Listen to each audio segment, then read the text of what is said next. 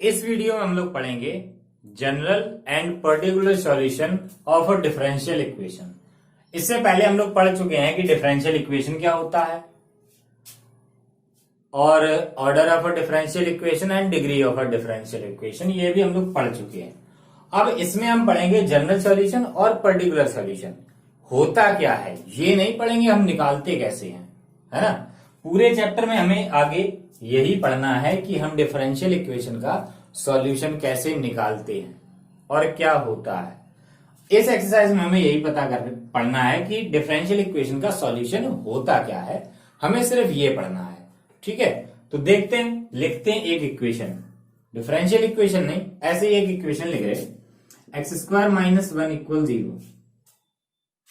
और अगर आपसे कहेंगे इसका सॉल्यूशन बताओ, तो सॉल्यूशन क्या होता है, सॉल्यूशन क्या होगा इसका, एक्स की वो वैल्यू जो इसे सेटिस्फाई कर दे, जैसे कि x equal plus minus 1, plus 1 रखो तो भी सेटिस्फाई करेगा, माइनस 1 रखो तो भी सेटिस्फाई करेगा। यानी कि एक्स इक्वल प्लस माइनस 1 जो है वो इसका सॉल्यूशन है ना। एक्स इक्वल प्लस माइनस 1 इसका सॉल्यूशन है। ठीक है, अब बात करते हैं डिफरेंशियल इक्वेशन की। जैसे हम एक डिफरेंशियल इक्वेशन लिखें, d2y upon dx2 plus Y equal 0, तो हम कहेंगे इसका सॉल्यूशन। तो इसका सॉल्यूशन क्या होगा, इसका सॉल्यूशन देखो, ध्यान से देखो, इसका सॉल्यूशन y की वो वैल्यू, y की वो वैल्यू जो y और y का सेकेंड ऑर्डर डेरिवेटिव दोनों को ऐड करने पर 0 आ जाए, वही जो y की वैल्यू है वो इसका सॉल्यूशन होगा, है ना। देखो y क्या होगा, y एक फंक्शन होगा, y एक फंक्शन होगा किसका, x का। y की वो वैल्यू जो वैल्यू और उसका सेकेंड ऑर्डर डेरिवेटिव हम ऐड कर दें तो 0 आ जाए, वो जो होगी वैल्यू y की, वो इसका सॉल्यूशन है। y की वैल्यू सॉल्यूशन है। देखो d2y अपॉन dx2 की वैल्यू सॉल्यूशन नहीं होगी, क्योंकि ये भी y से ही आएगा, है ना। तो y की वैल्यू सॉल्यूशन होती है। अब y की कौन सी वैल्यू, y का भी एक फंक्शन होगा, जैसे हम लेते हैं एग्जांपल के तौर पे एक फंक्शन ले रहे हैं, y equal a sine x plus b। अब देखते हैं ये इसका सॉल्यूशन होगा कि नहीं होगा। तो हम पहले निकालेंगे dy अपॉन dx, दोनों साइड डिफरेंशिएशन कर दो, तो a cos x plus b, और x प्लस b का करें तो 1 हो जाएगा ऐसे। d2y अपॉन dx2 एक बार और कर दो, तो a cos का क्या होता है, minus sine x plus b। अब देखो d2y upon dx2 plus y करके देखो क्या आएगा। देखो d2y अपॉन dx2 है minus sine x plus b, x plus b, और y है a sine x plus b, और ये क्या आ गया 0। तो क्या y की वो वैल्यू जो इस फंक्शन को सेटिस्फाई कर जाए, है ना, y की वो वैल्यू जिसमें y और d2y अपॉन dx2 दोनों ऐड करें तो 0 आ जाए, वो इसका सॉल्यूशन है। तो एक सॉल्यूशन हमें क्या मिला, ये है एक सॉल्यूशन, है ना, ये है एक सॉल्यूशन इसका, बस इतना ही है। आगे वाली एक्सरसाइज जो 9.2 है उसमें हमें यही पढ़ना है, इतना ही पता करना सॉल्यूशन है या नहीं है, बस। तो ये सॉल्यूशन है।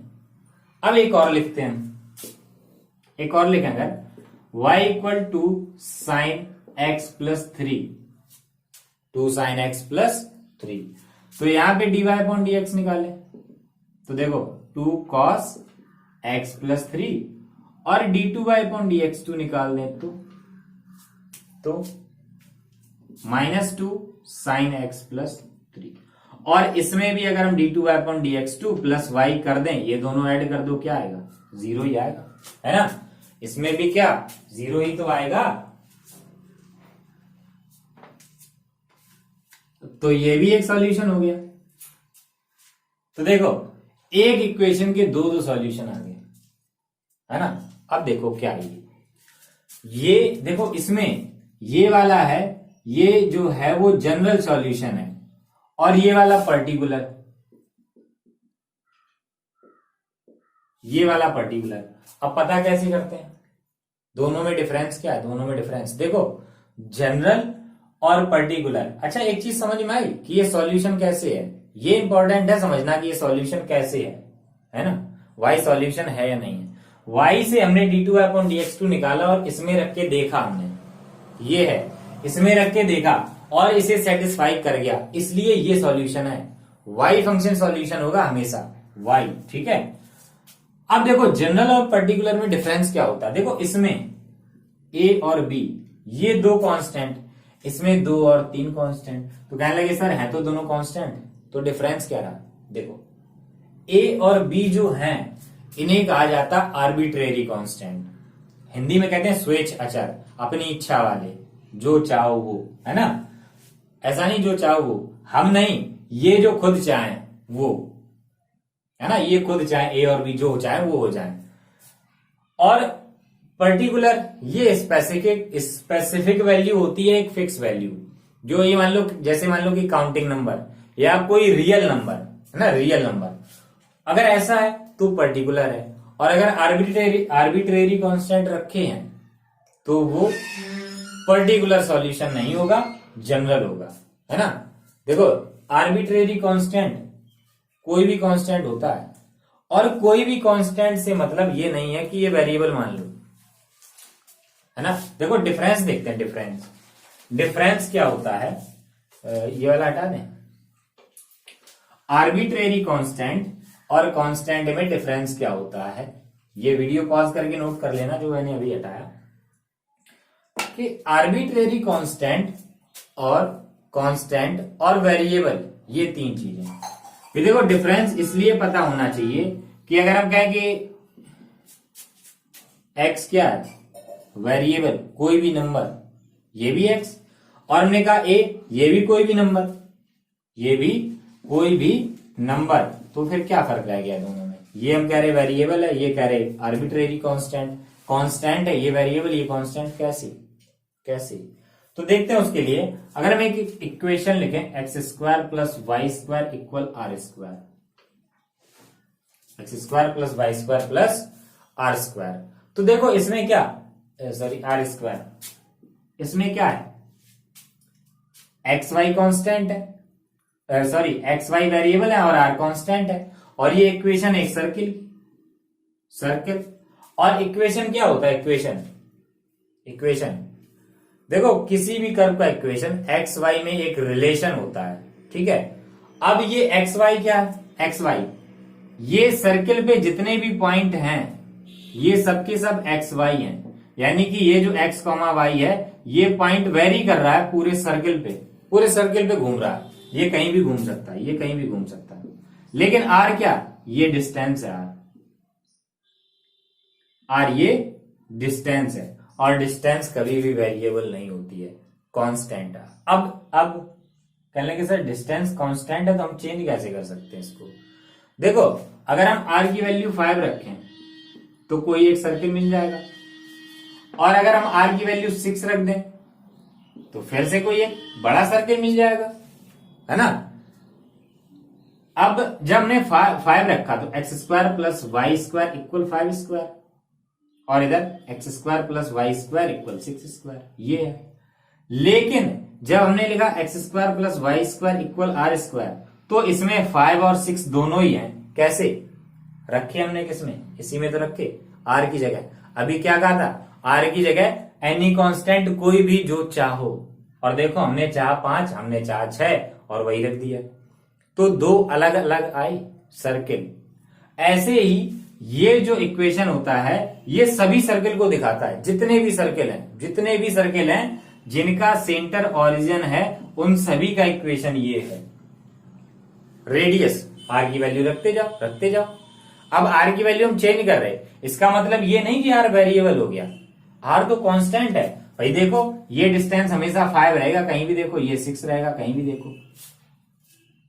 हाँ, आर की अलग अलग वैल्यू रख सकते हैं, क्योंकि यही समझने वाला पॉइंट है इसमें, यही बात है समझने वाली कि जो एक बार में एक ही वैल्यू देता है वो होता है आर्बिट्रेरी कांस्टेंट, और जो एक बार में सब कुछ चल रहा है, जैसे ये पॉइंट x, y है और कहीं भी है ये पूरे सर्किल पे, लेकिन रेडियस यही है, ये लेंथ भाई। अब ये आर है, मान लो एक हमने ये वाला बना रहे x square plus y square equal 6 square. तो देखो ये बना सर्किल, ठीक। अब जो एक्स कॉमा वाई है, एक्स कॉमा वाई ये पूरे सर्किल पे कहीं भी है, कहीं भी क्या, हर जगह है पूरे सर्किल पे, ठीक। एक्स कॉमा वाई और 6 ये है, कहीं भी लेंथ ले लो, लेंथ तो एक जगह कहीं भी ले लो पता चल जाएगा, रेडियस है ना। तो ये फिक्स है, ये कहीं नहीं कम ज्यादा हो सकती। ऐसा नहीं कि यहां तक 6 है और यहां तक 6 है, ऐसा नहीं है। ये 6 तो फिक्स है कि इसके सरकमफ्रेंस तक जाएंगे तभी 6 मिलेगा, ठीक। ये डिफरेंस है कि वेरिएबल जो है वो कहीं भी होगा और कांस्टेंट वो फिक्स होता है, ठीक। ऐसे ही इसमें आर फिक्स है कि यार इतना ही है, ऐसा नहीं कि सर्किल के बाहर चले गए अभी ये आर है, ऐसा नहीं है। जब भी ऐसा दिया कि एक सर्किल में है तो सर्किल यही है, आर यहीं तक होगा सरकमफ्रेंस तक। ऐसा भी नहीं कि आधे तक कर दिया ये आर हो गया, ठीक है। वो होगा एक फिक्स वैल्यू रखने पर, और जब हमने उसको एक फिक्स नंबर दे दिया तो ये हो गया पर्टिकुलर, ठीक है। तो ये डिफरेंस होता है वेरिएबल कांस्टेंट में और आर्बिट्रेरी कांस्टेंट। आर्बिट्रेरी कांस्टेंट जो होता है नहीं नंबर कोई भी, ठीक है। तो अब याद रखना क्या कि अभी हम फिर से इसके दोनों सॉल्यूशन लिख रहे जो अभी हमने पहले लिखे थे। देखो क्या क्या लिखे थे, एक तो था y equal a sine x plus b और दूसरा लिखा था y equal to sine x plus 3। तो देखो डिफरेंस कैसे पता करेंगे, एक एक जनरल सॉल्यूशन और एक पर्टिकुलर सॉल्यूशन में डिफरेंस कैसे पता करेंगे। तो बिल्कुल सिंपल है, अगर किसी इक्वेशन में आर्बिट्रेरी कांस्टेंट रखे हैं, किसी भी सॉल्यूशन में, किसी सॉल्यूशन में आर्बिट्रेरी कांस्टेंट है तो वो जनरल सॉल्यूशन हो गया, ठीक है।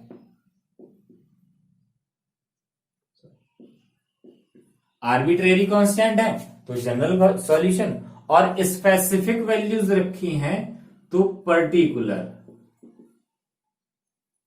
है ना। कोई ये मान लो कोई रियल नंबर रखा तो पर्टिकुलर, ठीक है। कोई रियल नंबर रखा तो पर्टिकुलर। अब देखो एक काम ये भी होता है कि जनरल सॉल्यूशन से पर्टिकुलर सॉल्यूशन निकाल सकते हैं हम लोग। उसके लिए जनरल सॉल्यूशन से पर्टिकुलर सॉल्यूशन निकालते हैं, उसके लिए क्वेश्चन में कंडीशन गिवन होती है पहले से ही। जैसे देखें अगर हम एक एग्जांपल, जैसे मैं ये करना x dx, ठीक। तो क्या हो जाएगा एक्स स्क्वायर अपॉन 2 प्लस सी। तो देखो और यही होता है हमारा y, क्योंकि dy अपॉन dx होता है यहाँ पे।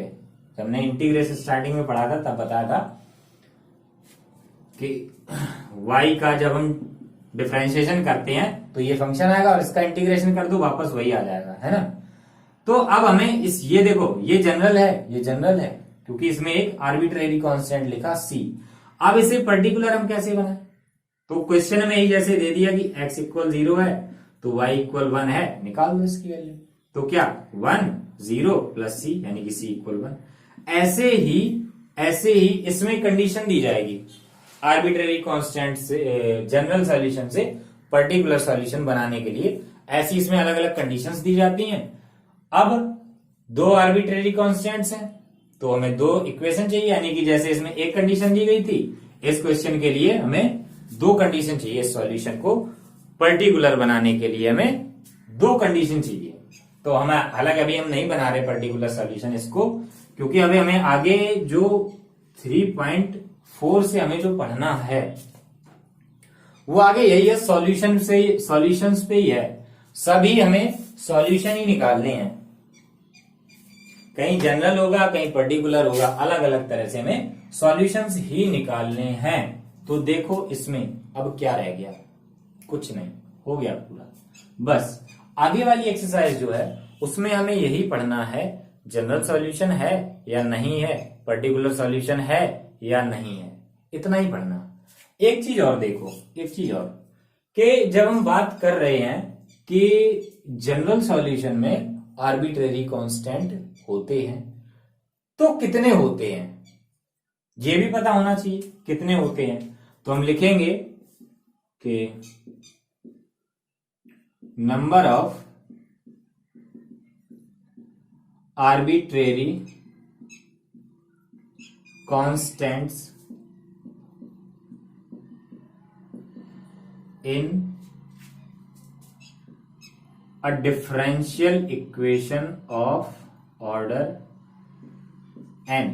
एक n ऑर्डर का डिफरेंशियल इक्वेशन है तो उसमें कितने आर्बिट्रेरी कांस्टेंट होंगे। और दूसरा नंबर ऑफ कांस्टेंट्स इन। अच्छा एक काम करो, जनरल सॉल्यूशन, हम डिफरेंशियल इक्वेशन क्यों लिख रहे हैं यहाँ पे, हमें जनरल सॉल्यूशन लिखना है इन जनरल सॉल्यूशन, क्योंकि सॉल्यूशन में होते हैं general solution of order of differential equation of order n. देखो अच्छा चलो ये भी लिख लेते हैं, फिर बात करते हैं इसमें। कांस्टेंट्स इन पर्टिकुलर सॉल्यूशन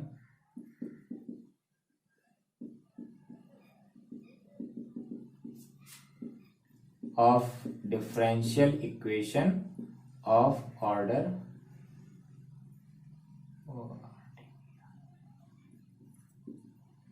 तो देखो कट तो नहीं रहा, हाँ ठीक। एक डिफरेंशियल इक्वेशन है एन ऑर्डर की, तो उसके जनरल सॉल्यूशन में कितने आर्बिट्रेरी कांस्टेंट होंगे। और दूसरा number of constants in a particular solution of a differential equation order on an. तो एक पर्टिकुलर सॉल्यूशन में कितने आर्बिट्रेरी कांस्टेंट होंगे और एक जनरल सॉल्यूशन में, एक डिफरेंशियल इक्वेशन के जनरल सॉल्यूशन में कितने आर्बिट्रेरी कांस्टेंट होंगे जिसका ऑर्डर एन है, यानी कि एन ऑर्डर का डिफरेंशियल इक्वेशन के जनरल सॉल्यूशन में आर्बिट्रेरी कांस्टेंट्स का नंबर बताना और पर्टिकुलर में। तो देखो अगर ऑर्डर एन है तो उसके जनरल सॉल्यूशन में एन ही आर्बिट्रेरी कांस्टेंट होंगे, जितना ऑर्डर उतने ही आर्बिट्रेरी कांस्टेंट। और देखो जैसे इसके लिए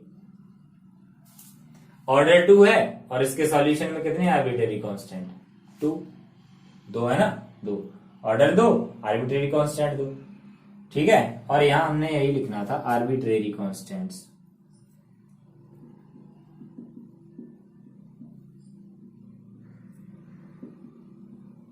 कितने आर्बिट्रेरी कांस्टेंट होंगे पर्टिकुलर सॉल्यूशन में, कितने आर्बिट्रेरी कांस्टेंट्स होंगे पर्टिकुलर। देखो जनरल में तो जितना ऑर्डर उतने ही आर्बिट्रेरी कांस्टेंट्स, और पर्टिकुलर सॉल्यूशन में बड़ी स्पेलिंग में मिस्टेक होती है। तो जो पर्टिकुलर सॉल्यूशन है उसमें कितने होते हैं, देखो ऑर्डर कुछ भी रहे, पर्टिकुलर में एक भी आर्बिट्रेरी कांस्टेंट नहीं होता है। पर्टिकुलर में एक भी आर्बिट्रेरी कांस्टेंट नहीं होता। भाई आर्बिट्रेरी होता है तब वो जनरल है, और जनरल से पर्टिकुलर कैसे बनाते हैं, स्पेसिफिक वैल्यू रख के आर्बिट्रेरी कांस्टेंट्स की वैल्यू रखते हैं तब वो पर्टिकुलर बनता है। तो पर्टिकुलर में ऑर्डर कुछ भी हो, आर्बिट्रेरी कांस्टेंट एक भी नहीं, ठीक है। अब जैसे हम बात करें इसकी d3y upon dx3 plus y equal 0, इसके जनरल सॉल्यूशन में कितने आर्बिट्रेरी कांस्टेंट होंगे, जितना ऑर्डर है, और पर्टिकुलर सॉल्यूशन में एक भी नहीं, ठीक है। ये मतलब है इसका। और देखो इसका काम आगे बहुत पड़ने वाला है, क्योंकि जब भी, और एक चीज और देखो, एक बात और, कि जो डिफरेंशियल इक्वेशन होता है, डिफरेंशियल इक्वेशन, उसमें भी आर्बिट्रेरी कांस्टेंट्स नहीं होते हैं। कोई भी डिफरेंशियल इक्वेशन आप देखना, जैसे यही रखा, उसमें आर्बिट्रेरी कांस्टेंट्स होते ही नहीं है, ठीक है। तो वीडियो पॉज करके नोट करो, फिर हम देखते हैं कि आगे वाली एक्सरसाइज जो हमें 9.2 है उसमें हमें करना क्या है, ठीक। तो वीडियो पॉज करके नोट करो, फिर हम देखते हैं ये। अब देखते हैं एग्जाम्पल नंबर 2। देखो क्या कहता है, कहते हैं कि verify that the function y equal e power -3x y equal e power minus 3x is a solution of differential equation d2y upon dx2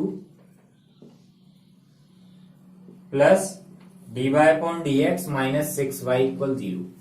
तो हमें ये पता करना है, वेरीफाई करना है, ये जो फंक्शन दिया y इक्वल 3x। देखो अभी हमने बात करी किसी भी डिफरेंशियल इक्वेशन का जो सॉल्यूशन होता है वो y की वैल्यू होती है। तो हमें ये पता करना है y की ये वैल्यू इस डिफरेंशियल इक्वेशन का सॉल्यूशन है या नहीं है। ठीक है, अब देखो पता करने के लिए जितने भी डेरिवेटिव रखे होते हैं वो निकालने हमें, जितने भी डेरिवेटिव रखे होते हैं वही निकालने होते हैं हमें। तो देखो इसमें एक तो dy अपॉन dx लिखा, एक d2y अपॉन dx2, तो करेंगे solve. y equal e power minus 3x, ठीक। dy अपॉन dx क्या हो जाएगा, e पावर माइनस 3x और माइनस 3 आगे, d2y upon dx2 e power minus 3x और माइनस 3 पहले से ही आगे और एक और माइनस 3 आ जाएगा, यानी कि d2y अपॉन dx2 क्या आ गया 9 e पावर माइनस 3x। अब देखो चेक करने का, वेरीफाई करने का सबसे सिंपल तरीका, जो भी डिफरेंशियल इक्वेशन दी जाए उसकी लेफ्ट हैंड साइड लिख लो और उसमें ये तीनों वैल्यूज जितने भी डेरिवेटिव और y हैं वो सब के सब रख दो, और अगर राइट साइड निकल आए तो हमारा सही होगा। ठीक है, जितने भी दिए जाएं। अच्छा हम देख लेते हैं एक बार ये डिफरेंशियल इक्वेशन, हाँ ठीक हमने सही लिखा, तो देखते हैं रखेंगे सबकी वैल्यू। अच्छा ये क्यों लिख दिया लेफ्ट हैंड साइड, तो d2y अपॉन dx2 की value 9x 9 e power minus 3x, dy upon dx की value minus 3 e power minus 3x और y की value e power minus 3x। तो देखो 6 3 माइनस 9 और ये प्लस 9 इक्वल 0। बस हो गया वेरीफाई, ऐसे करना हमें। ठीक है, जितने भी डेरिवेटिव रखे हैं y से उसकी वैल्यू निकालो, इनकी वैल्यू, और इसी इक्वेशन में रख दो। सेटिस्फाई कर जाए तो सॉल्यूशन है, ना करे तो सॉल्यूशन नहीं है। ठीक है, तो वीडियो पॉज करके नोट करो, फिर हम करेंगे एक्सरसाइज।